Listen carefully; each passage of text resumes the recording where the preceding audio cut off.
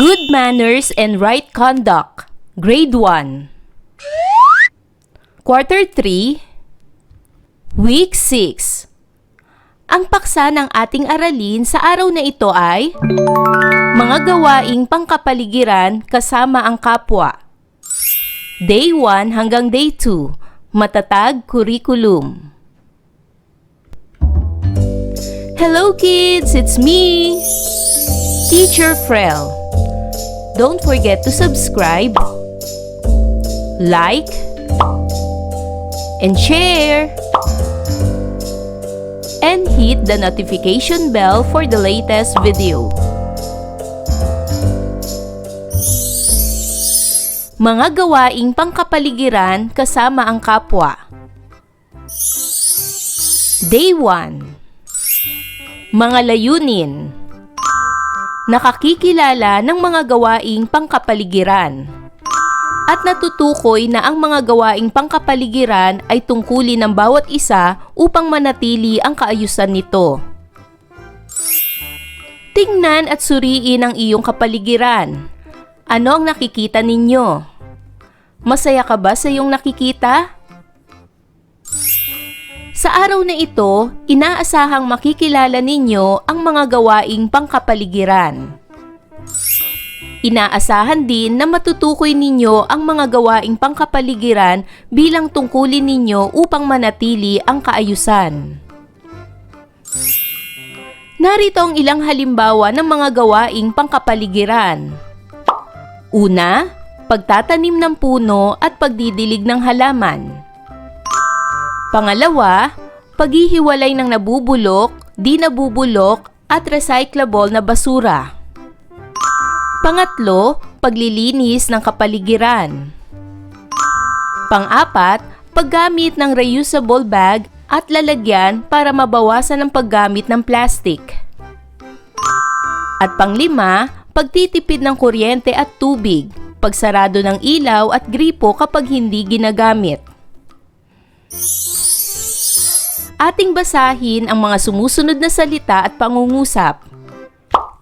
Kapaligiran, kalinisan, kaayusan, pagwawalis ng bakuran, pagdidilig ng mga halaman, pagtapon ng basura sa tamang lalagyan.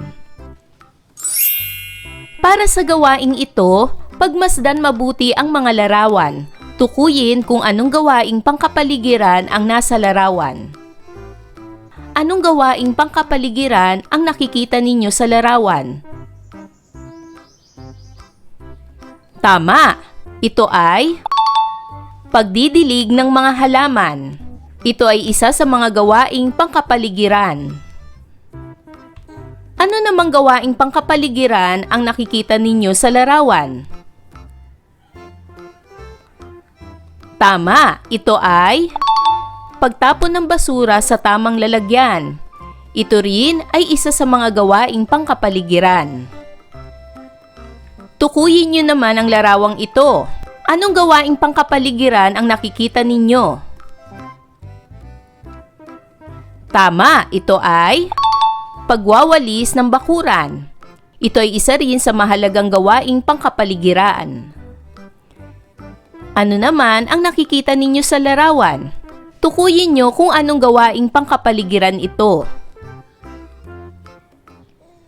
Tama, ito ay pagsarado ng gripo kapag hindi ginagamit. Mahalaga rin ito bilang isang gawaing pangkapaligiran. Ano namang gawaing pangkapaligiran ang tinutukoy sa larawang ito? Tama, ito ay tinutukoy sa larawang ito na i-switch off o patayin ang ilaw at mga kagamitan na dekuryente kung hindi ginagamit. Mahalaga rin ito bilang isang gawaing pangkapaligiran. Mahalagang matukoy ninyo ang mga gawaing pangkapaligiran bilang tungkulin ninyo upang manatili ang kaayusan. Bilang isang batang Pilipino, tungkulin mo ang mga gawaing pangkapaligiran dahil bahagi ito ng pagiging responsable at mapangalagang mamamayan. Ang bawat bata ay may tungkuling tumulong sa pagpapanatili ng kalinisan, kaayusan at kagandahan ng kapaligiran. Ang mga gawaing pangkapaligiran ay tungkulin ng bawat isa upang manatili ang kaayusan ng ating kapaligiran. Para sa gawaing ito, basahin ang mga sumusunod na pangungusap. Lagyan ng masayang mukha kung ang binasa ay mga gawaing pangkapaligiran. Malungkot na mukha naman kung hindi. Una, pagwawalis ng bakuran. Ito ba ay masayang mukha o malungkot na mukha? Tama! Ito ay masayang mukha dahil ito ay gawaing pangkapaligiran. Pangalawa, pagdidilig ng mga halaman. Ito ba ay masayang mukha o malungkot na mukha? Tama, ito ay masayang mukha dahil ito ay gawaing pangkapaligiran. Pangatlo, pagtapon ng basura sa tamang lalagyan. Ito ba ay masayang mukha o malungkot na mukha? Tama, ito ay masayang mukha dahil ito ay gawaing pangkapaligiran. Pang-apat, pagsarado ng gripo kapag hindi ginagamit. Ito ba ay masayang mukha o malungkot na mukha? Tama, ito ay masayang mukha dahil ito ay gawaing pangkapaligiran. Panglima, i-switch off o patayin ang ilaw at mga gamit na dekuryente kung hindi ginagamit. Ito ba ay masayang mukha o malungkot na mukha? Tama, ito ay masayang mukha. Pang-anim, pagkakalat sa parke. Ito ba ay masayang mukha o malungkot na mukha? Tama, ito ay malungkot na mukha. Ito ay hindi gawaing pangkapaligiran. Pang-pito, pagtatapon ng basura sa ilog. Ito ba ay masayang mukha o malungkot na mukha? Tama, ito ay malungkot na mukha. Hindi ito gawaing pangkapaligiran. At pangwalo, paglalaro ng tubig sa gripo. Ito ba ay masayang mukha o malungkot na mukha? Tama, ito ay malungkot na mukha. Ito ay hindi gawaing pangkapaligiran. Ngayon ay sagutin ang mga sumusunod na tanong. Para sa unang katanungan, ano ang naramdaman o damdamin mo habang ginagawa ang ating gawain? Pangalawang tanong, ano-ano ang natutuhan mo sa ating gawain? At pangatlong tanong, bakit mahalagang matukoy ang mga gawaing pangkapaligiran? Ang kalinisan ay pagiging maayos sa lahat ng bagay at gawain. Ang kalagayan na mapanatiling maayos ang ating paligid kasama ang kapwa. Kapaligiran. Ito ay tumutukoy sa paligid ng isang lugar na pinamumuhayan ng isang tao, hayop o halaman. Kaayusan. Ito ay wastong pagkakalagay ng mga bagay sa dapat kalagyan. Halimbawa, ang tamang paglalagay ng mga basura sa tamang lalagyan. Pag-aralan natin muli ang mga halimbawa ng mga gawaing pangkapaligiran. Pagdidilig ng mga halaman. Mahalaga ito upang mapanatili nating buhay, masigla at maayos ang mga halaman. Pagtatapon ng basura sa tamang lalagyan. Ang gawaing ito ay mahalaga upang ang ating basura ay hindi kumalat kung saan-saan. Hindi ito pamahayan ng mga insekto o anumang uri ng peste na maaaring magdala ng sakit sa tao. Kailangan na itapon ang basura sa tamang lalagyan, gaya ng paghihiwalay ng mga nabubulok at di nabubulok na basura. Pagwawalis ng bakuran. Mahalaga rin ang pagwawalis ng bakuran upang hindi maipon ang mga tuyong dahon o dumami ang kalat sa ating paligid. Mahalaga ang pagwawalis sa tapat ng inyong bahay upang maging maganda at maayos ang ating paligid. Pagsarado ng gripo kapag hindi ginagamit. Sa pamamagitan ng pagsarado ng gripo kapag hindi ginagamit, tayo ay nakakatipid sa tubig. At i-switch off o patayin ang ilaw o mga gamit na dekuryente kung hindi ginagamit upang makatipid tayo sa kuryente. Ngayon ay gawin na natin ang gawain bilang isa. Makinig ng mabuti sa sasabihin ng guro. Tukuyin ang mga larawan ng mga gawaing pangkapaligiran. Lagyan ng check ang tamang larawan.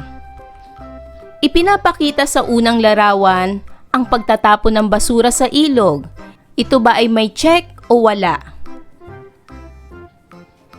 Tama! Ito ay walang check dahil hindi gawaing pangkapaligiran ang pagtatapon ng basura sa ilog.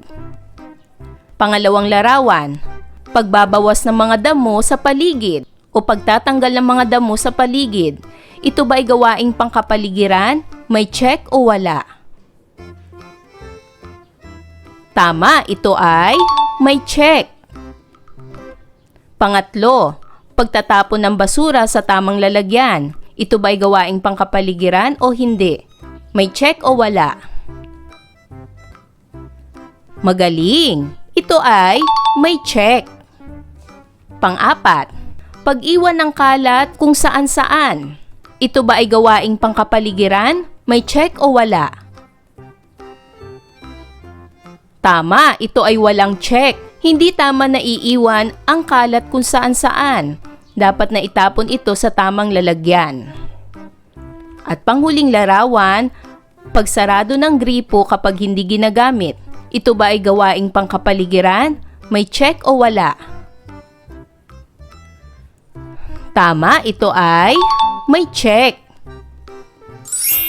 Para naman sa gawaing ito, makinig sa sasabihin ng guro. Gumuhit ng isang gawaing pangkapaligiran. Day 2. Mga layunin.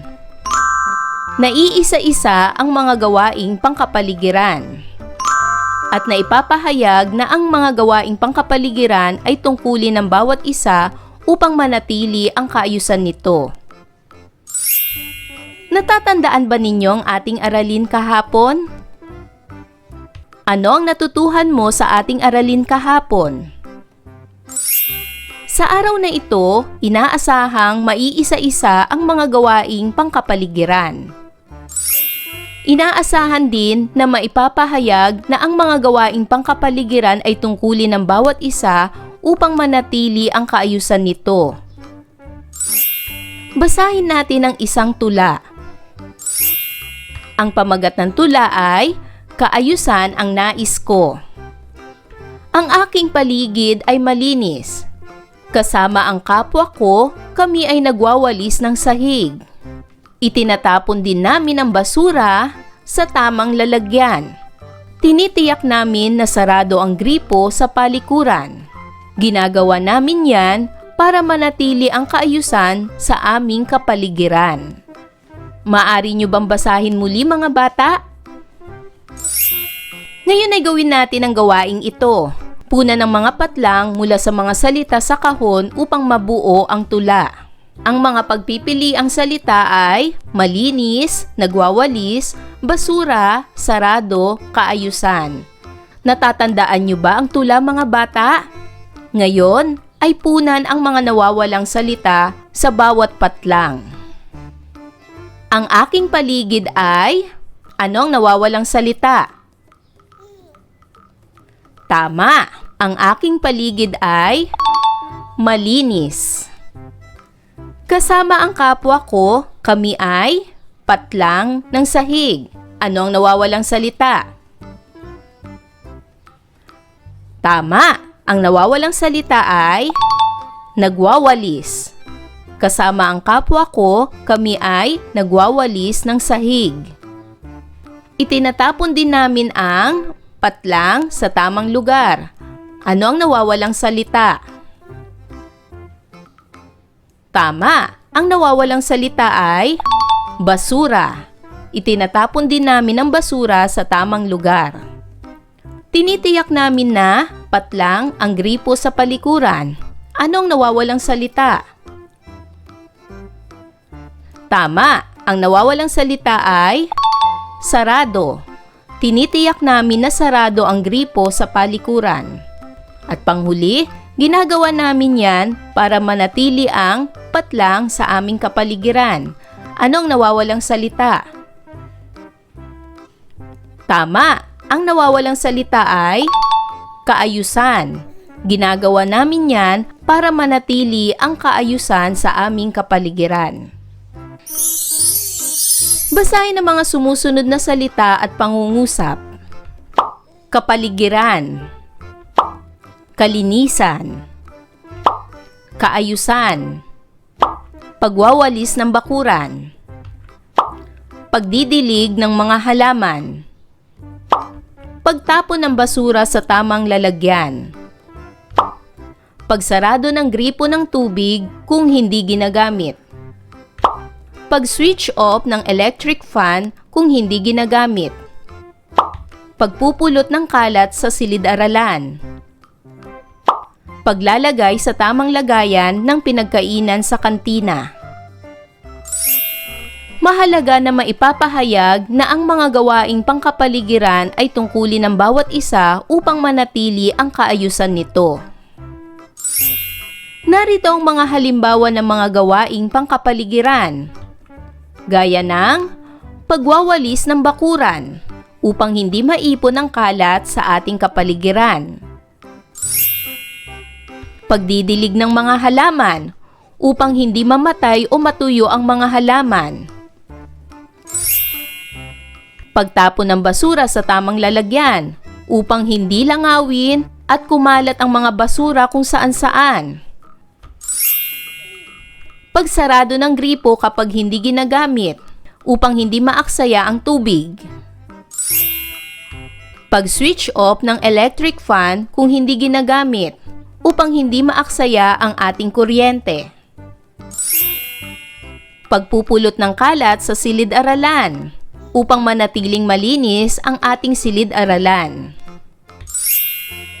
At paglalagay sa tamang lagayan ng pinagkainan sa kantina upang manatiling malinis ang ating kantina at magamit pa ang lamesa ng mga susunod na kakain sa kantina. Para sa gawaing ito, humanap ng kapareha at ipahayag ang gawaing pangkapaligiran na nilagyan mo ng check sa checklist. Sabihin ang sumusunod sa kapareha. Patlang, isulat ang tungkulin mo. Ko, mapanatiling maayos ang aking kapaligiran.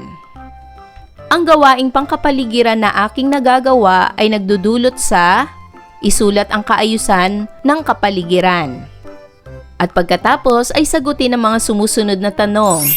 Una, ano ang naramdaman o damdamin mo habang ginagawa ang ating gawain? Pangalawa, ano-ano ang natutuhan mo sa ating gawain? At pangatlo, bakit mahalagang manatiling maayos ang ating kapaligiran? Ang kalinisan ay pagiging maayos sa lahat ng bagay at gawain. Ang kalagayan na mapanatiling maayos ang ating paligid kasama ang kapwa. Kapaligiran ay tumutukoy sa paligid ng isang lugar na pinamumuhayan ng isang tao, hayop o halaman.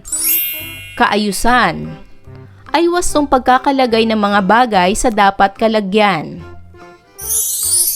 Pag-aralan muli natin ang mga halimbawa ng mga gawaing pangkapaligiran, gaya ng pagwawalis ng bakuran, pagdidilig ng halaman, pagtatapon ng basura sa tamang lalagyan, pagsarado ng gripo kapag hindi ginagamit, pagliligpit ng kinainan sa kantina, pagbura ng pisara, pag-aayos ng mga aklat sa silid-aralan. Ngayon, gawin naman natin ang gawain bilang 2. Gamit ang talaan, lagyan ng check kung nagagawa ito at X kung hindi. Isulat ang sagot sa kwaderno.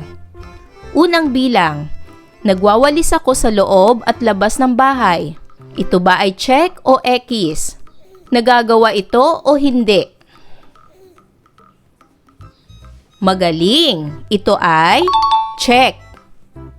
Pangalawa, pinupunasan ko ang upuan at mesa sa loob ng bahay. Ito ba ay check o X? Tama! Ito ay check. Pangatlo, itinatapon ko ang mga kalat sa tamang lagayan. Ito ba ay check o X? Tama! Ito ay check. Pang-apat, binubunot ko ang mga ligaw na damo sa paligid ng halaman. Ito ba ay check o X? Tama! Ito ay check. Panglima, inaayos ko ang mga aklat sa bahay. Ito ba ay check o X? Tama! Ito ay check. Ayan mga bata, naunawaan niyo ba ang ating aralin sa araw na ito? Kung ganon, magaling! Mga bata, sana'y marami kayo natutunan sa ating aralin. Hanggang sa susunod na video lesson, paalam! Thanks for watching!